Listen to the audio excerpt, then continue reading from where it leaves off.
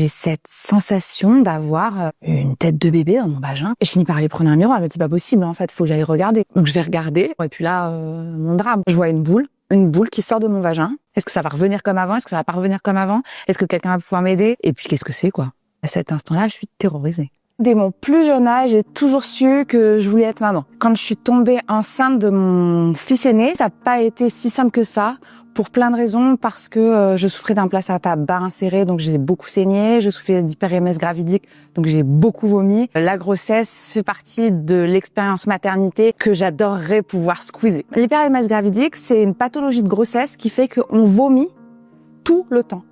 Jusqu'au jour de l'accouchement de mon fils aîné, j'ai vomi l'intégralité de mes repas. Je n'ai jamais été aussi mince que enceinte. J'ai détesté être enceinte parce que tous ces maux de grossesse, qu'il y avait ce risque de césarienne auquel on m'avait préparé.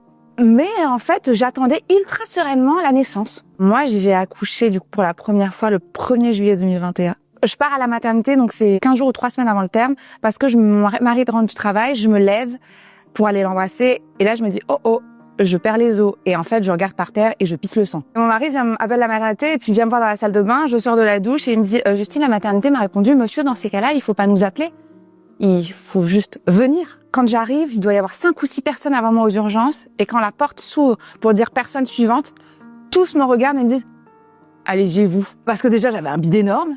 Donc ils se doutaient bien que j'étais sur le point d'accoucher. Je saigne vraiment beaucoup. On me pose tout de suite un cathéter de péridurale en me disant, en fait, on vous le pose tout de suite parce qu'il y a quand même un gros risque de partir en césarienne en urgence. Donc comme ça, il sera posé. Je supporte assez mal cette sensation de pas de sensation dans les jambes en fait. Donc on me propose d'arrêter la péridurale, mais l'essentiel étant que le cathéter soit posé en cas de catastrophe. Et au moment de mon accouchement, il s'avère que mon fils ne s'engage pas dans le bassin. La cause, c'est ce qu'on appelle un double cordon serré. Donc, à chaque contraction, il voulait s'engager dans le bassin, mais à chaque fin de contraction, le cordon le retirait en arrière. Donc, il se serait jamais engagé. Et donc, on me dit, on va appeler les médecins pour vous aider avec des instruments. Ce qui s'est passé, ce qui a provoqué le handicap que je vis aujourd'hui. L'extraction au forceps, c'est une pratique qui ne se fait pas dans ces conditions-là. On part en césarienne. Ce qui, bien sûr, est écrit nulle part dans les comptes rendus d'accouchement, mais que je sais parce que ça a été évoqué par la sage-femme en disant on va chercher l'équipe médicale parce que votre bébé, ça fait trop longtemps que vous poussez et il ne s'engage pas. Et ce que j'apprendrai après, par l'intermédiaire d'une amie qui est obstétricienne, qui est une pratique qui n'est pas légale. Au moment de l'accouchement, je souffre énormément parce que la péridurale n'a pas été relancée. J'ai très mal. J'ai vraiment l'impression que je vais mourir à cet instant-là. Hein, quand on essaye de sortir mon fils, et quand mon fils sort enfin, j'ai plus envie. On me dit vous voulez le prendre, et instinctivement la première chose qui me vient à l'esprit, c'est de me dire en fait non, j'ai pas la force, j'ai pas l'envie. Mais il est pas né depuis 1 minute qu'on est déjà dans ces injonctions maternelles, et je me dis non, je peux pas faire ça. Si je fais ça, je suis une mauvaise mère. Il est très amoché, il a une grosse trace sur l'œil, donc je m'inquiète en me disant mais est-ce que c'est normal, est-ce que on lui a pas abîmé les yeux en fait? Et on me dit on s'inquiétera s'il ouvre pas les yeux. Et puis à ce moment-là, je vois quelqu'un lui prendre sa tête, quelqu'un d'autre prendre mon sein, le mettre au sein alors que je ne souhaite pas allaiter, puis qu'on ne m'a rien demandé. Je me sens plus dépositaire de mon corps en fait. Allez-y, faites, servez-vous, faites ce qu'il y a à faire. J'ai été diagnostiquée un peu plus tard d'un syndrome de stress post-traumatique que j'ai eu un peu du mal à accepter parce que dans mon imaginaire, et puis souvent dans l'imaginaire collectif, le stress post-traumatique, on va en parler si on revient de la guerre, quoi. Je revenais pas de la guerre. Et puis j'avais l'impression de voler quelque chose à des personnes qui avaient vécu plus dur que moi. Et en fait, non, je dormais pas, la nuit, je faisais des cauchemars. J'ai senti absolument aucune bienveillance et aucune empathie de la part de l'équipe médicale pendant mon accouchement. J'ai vécu mon accouchement plus comme une agression, comme le plus beau jour de ma vie, quoi. Ça a été dur la première nuit quand je me suis levée pour donner un biberon, que je me suis levée du lit, que je me suis littéralement fait pipi dessus. J'en ai parlé, je me dis mais en fait, est-ce que c'est normal que quand je me lève du lit, j'ai pas cette sensation d'avoir envie ou pas envie d'aller aux toilettes, mais juste un robinet s'ouvre, quoi. Et on me dit c'est normal, ça arrive, ça va revenir. Je m'inquiète pas outre mesure à ce moment-là. Après, je rentre chez moi, j'ai un suivi avec une sage-femme qui vient à domicile. On surveille surtout du coup les hématomes et puis que anatomiquement je récupère, physiquement, extérieurement, en tout cas visuellement je récupère. Et puis quand je récupère au bout de quelques semaines, on compte il y a un truc qui va pas quand même.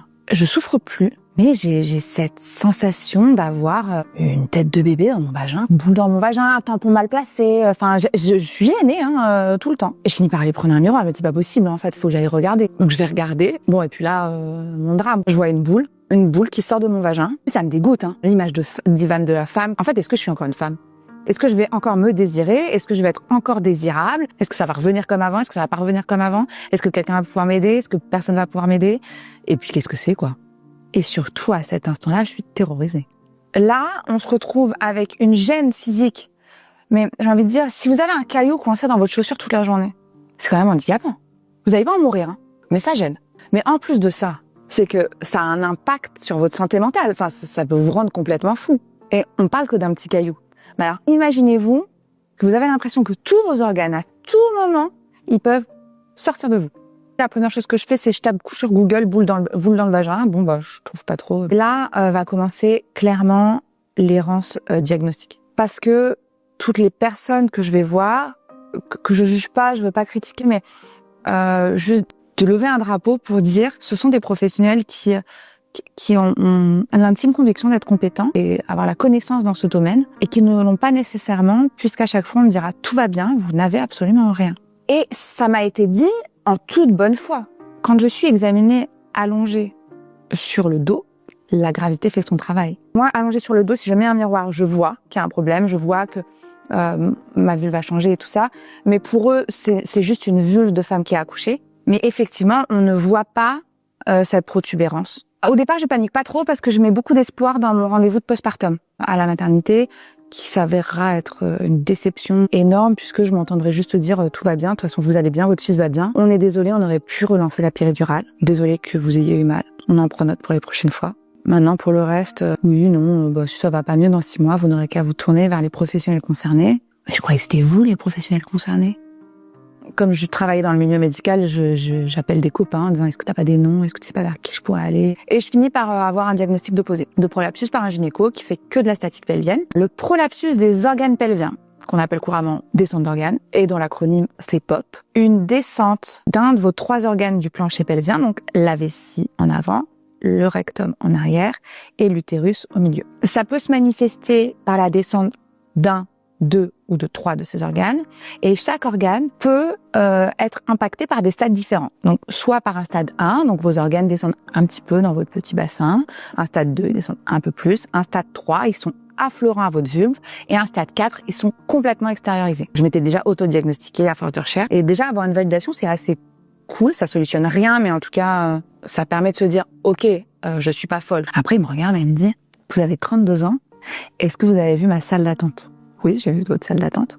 Est-ce que vous avez vu la tranche d'âge des femmes que je prends en charge? Oui, c'est vrai qu'elles ont l'air d'avoir en moyenne 80 ans. Et donc, qu'est-ce que vous voulez que je fasse pour vous?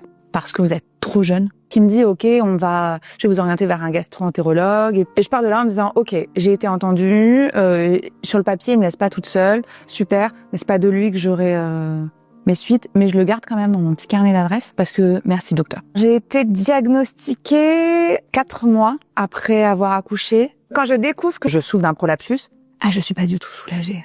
Je pense que ma panique redouble. Et puis ce sentiment de solitude, parce que encore une fois, dans cet imaginaire collectif, ça n'arrive qu'aux personnes âgées, aux femmes âgées, et donc du coup ça n'arrive en tant que jeune, ça n'arrive qu'à moi.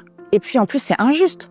Et puis je suis en colère parce que si c'est arrivé, c'est parce qu'il y a eu une erreur médicale en plus. Et puis je suis une mauvaise mère, et puis je suis une mauvaise mère parce qu'en plus, c'est de la faute de mon fils, en vrai.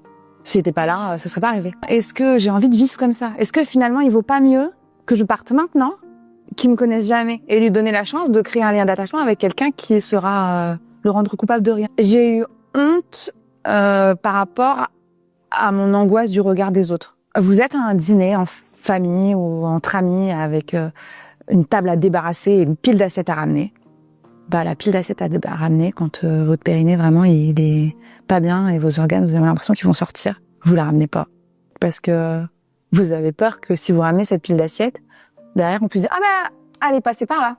Oh, il y a sa vessie. Ouais, non, elle est passée par là. Ça a mis ma vie à l'arrêt, mais ça m'a aussi appris après à réorganiser ma vie et aujourd'hui à faire de cette lutte mon combat. La chirurgie est une option thérapeutique qui n'est pas miraculeuse, qui n'est pas la première intention à suivre, mais qui est une option et qu'on ne peut pas tellement envisagé quand on a encore un désir de grossesse, qui était mon cas. Le risque, c'est de faire lâcher toute la chirurgie et c'est une chirurgie qui est un one shot. Et donc, je me suis dit, ok, je veux un autre enfant. Je veux pas que ça arrive à d'autres femmes.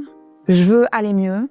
Et donc là, je me suis renseignée, j'ai étudié, qu'est-ce qu'il y a comme technique, qu'est-ce qu'on fait. Ok, la rééducation du périnée, on n'arrête pas d'entendre parler, mais bon, j'ai fait 40 séances, ça marche pas. Puis en fait, la rééducation du périnée, quand on va plus loin, non, ok, ce n'est pas que la rééducation, contracter son périnée. Il faut que je trouve quelqu'un qui est vraiment spécialisé là-dedans, vraiment rééduquer toute sa sangle abdominale, rééduquer sa vie en fait, la mesure hygiéno-diététique, enfin ne pas être constipé, enfin tout plein de choses à mettre en place. Utiliser des PCR, donc les PCR c'est des dispositifs médicaux qu'on place en intravaginal pour redonner une place un peu plus physiologique à vos organes et essayer de diminuer vos symptômes et c'est une solution qui marche très très bien. Moi, j'ai personnellement plus de problèmes de fuite urinaire ou d'incontinence. Ce problème, il a été réglé par la rééducation du périnée. Donc là, je suis vraiment toute sur les mesures conservatrices.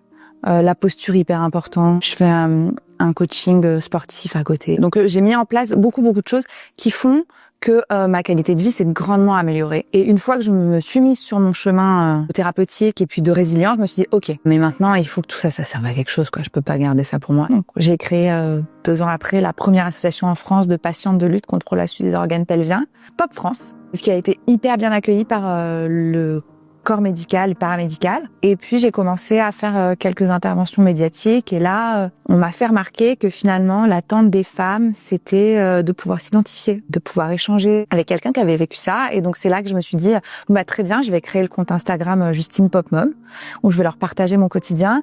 Et puis à côté de ça, comme moi je peux plus exercer ma profession d'infirmière de bloc, bah très bien, je vais me reconvertir là-dedans en fait autant que ça puisse aider les femmes. Moi, je suis extrêmement en colère contre l'équipe médicale. J'allais dire qui m'a aidée à accoucher, non, mais qui m'a accouchée, en fait. Je me demande, mais comment est-ce que c'est possible que ma vie ait à ce point été impactée alors que eux ne se rappellent même pas qui je suis. C'était important pour moi de témoigner pour dire aux femmes qu'elles sont pas seules et qu'elles s'entendent dire que je les entends, que je les crois, que je les respecte, que c'est des femmes à part entière. On est hyper nombreux, même si on est encore bien cachés, à être là pour les aider dans leur chemin de résilience, dans leur accompagnement de prise en soins thérapeutiques et qu'on est formés, informés et surmotivés pour les convaincre de la vie magnifique qu'elles vont avoir.